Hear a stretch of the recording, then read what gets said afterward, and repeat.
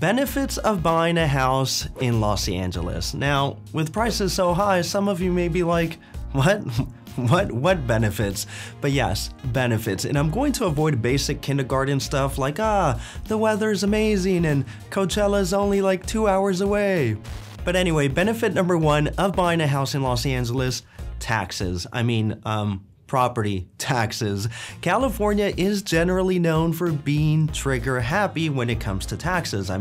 There's income tax, there's capital gains tax, but surprisingly, California, yes, and Los Angeles have some of the lowest property taxes in the country. As we can see in this map by the Motley Fool, California has an effective property tax of 0.81%, which is lower than the national average of 1.1% and much lower than the highest, the state of New Jersey, at 2.46%. Now, these numbers are based on what is called effective property taxes, which is more like an estimate of what current homeowners pay and not necessarily what a new buyer would pay. Now, as a new buyer in Los Angeles, accounting for all the related taxes, a good estimate of annual property taxes is 1.25% of the purchase price.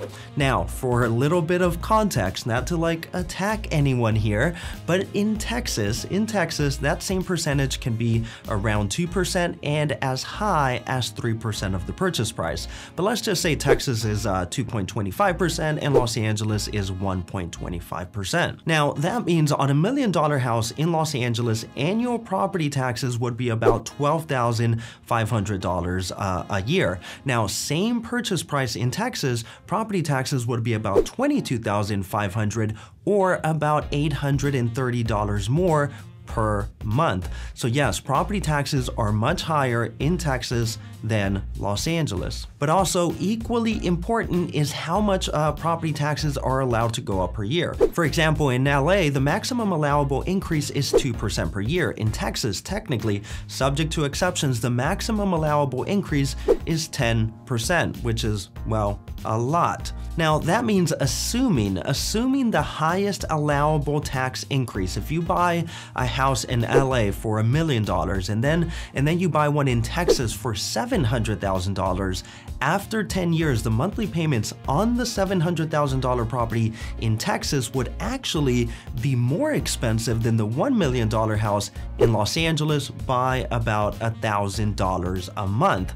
And that's because of the higher property taxes, but equally important, the higher allowable increase per year. Now, this is an overly simplified calculation and exceptions do exist, but the point is property taxes matter. And yes, Los Angeles and California have lower property taxes than the majority of states in the US. And two, at the end of the day, cities and states will get their money one way or another. In Texas, no income tax, but high property taxes. In California, yes, income tax, but low property taxes. So don't worry, one way or another, you will pay taxes. And by the way, my name is Daniel Rangel, real estate agent in Los Angeles. If I can be of any help, it would be an honor. And for a consultation, you can find my information in the description below. And if you like this video, don't forget to hit like or subscribe. Benefit number two of buying a house in Los Angeles: diversity, mentally, culturally, and equally important for the sake of real estate, economically. For starters, Los Angeles is a powerhouse of an economy. By GDP standards, it is the second richest metro area in the US after New York and the third richest in the world.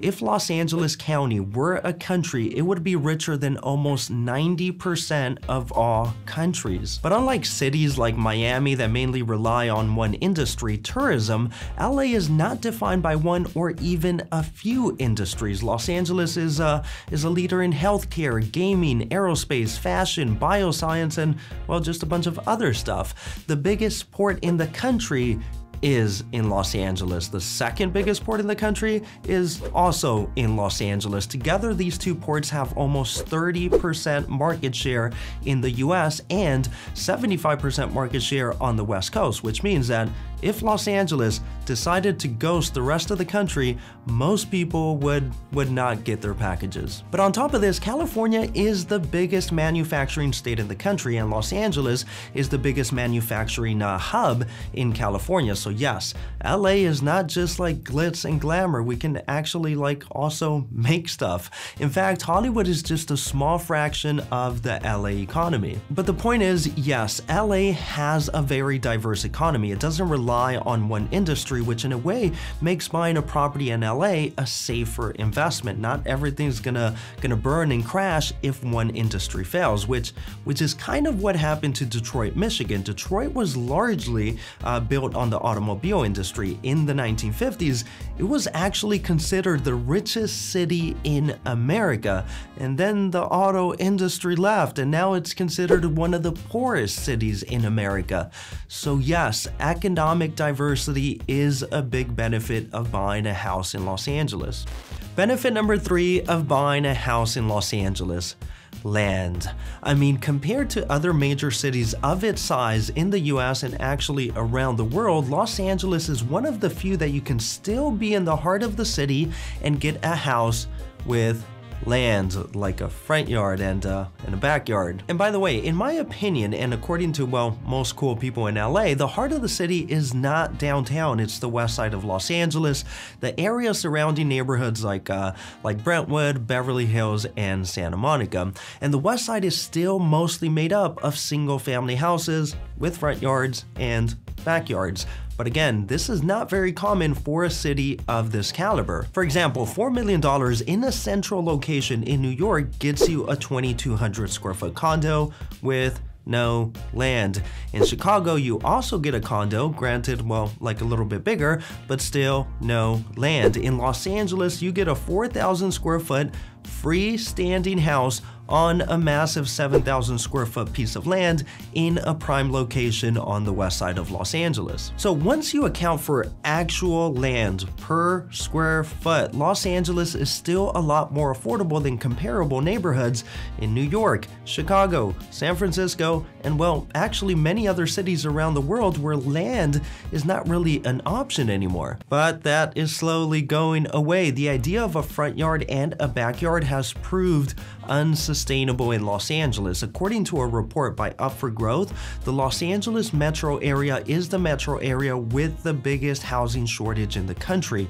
We need more houses, but there's no more land. So LA has finally been forced to build up. Density and height restrictions are being removed, and in a new world of high density, the single family house in certain parts of Los Angeles will become ultra luxury. I mean, imagine how much a single family house would be worth in Manhattan, New York, with a front yard and a backyard. It would just be like insanity.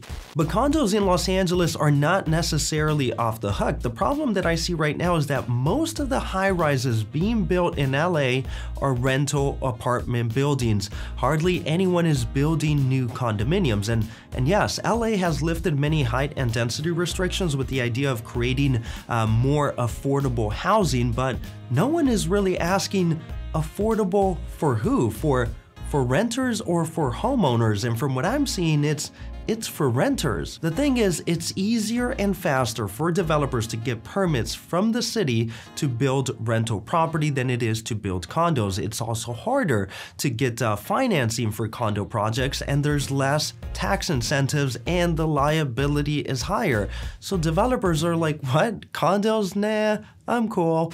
So yes, land is still available in Los Angeles, but in my opinion, for a limited time. And unless we make it easier for developers to build condos, LA will become a city of renters run by corporate landlords, and homeownership will become more expensive.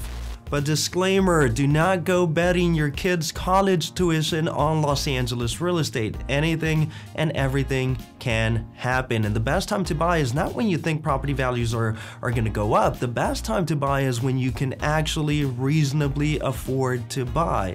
But anyway, in summary, yes, 3 benefits of buying a house in Los Angeles that no one is really talking about. 1, property taxes. They're some of the lowest in the nation with low maximum allowable increases. 2, LA's diverse economy offers better protection for your investment. I mean, if Hollywood disappears, LA will be okay.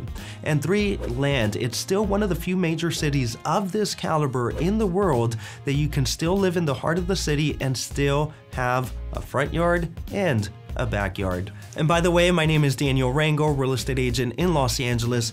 If I can be of any help, it would be an honor. And for a consultation, you can find my information in the description below. And if you like this video, don't forget to hit like or subscribe. But either way, thanks a bunch for watching and have an awesome day.